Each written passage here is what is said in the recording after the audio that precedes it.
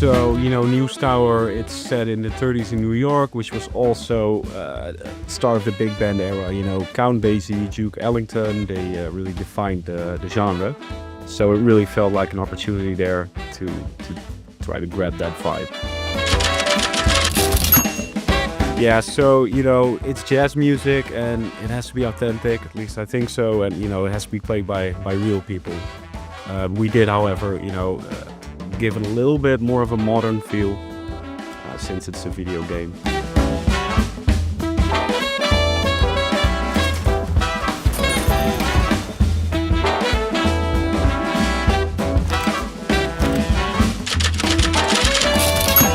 So yeah, it's interesting because the game is, the game during the week when you play, the tension ramps up and we want to capture the same vibe with the music. So when you start in the week, the music starts out calm, and then as you move towards the weekend when you have to print, also the music reflects that. So, we have 3 versions of each tune.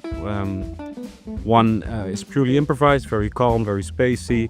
Then halfway during the week you get kind of like a down-tempo version of the same tune. And then once you hit the weekend, it gets to an up-tempo version and kind of, reflects the time pressure you have.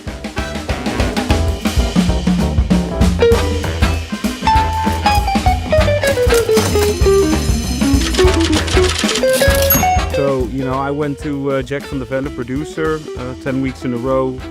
Usually I wrote some melodies, chords and guitar at home, and we exchanged ideas, recorded some sample tracks, and eventually it all matured into the tracks they are now. But since it's jazz, a lot of improvisation is also on it. So if you hear the record, usually starts out with a theme, then you get some solos, and maybe a horn arrangement in the middle, which Willem Friede, the pianist of the New Cool Collective, wrote. Did a great job there. Really adds to the kind of big band feel we wanted to capture. Yeah, so the musicians, they're members of the New Cool Collective and Thuis Nobel, who are all in the Dutch jazz scene quite famous.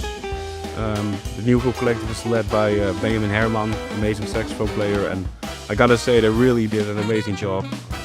They basically nailed every tune the first take. We did a couple of them just to experiment what would work better. How did we get them? Well, call them, see if they're up for it, and they said yes. So we recorded an album in one day, which was great and hard work.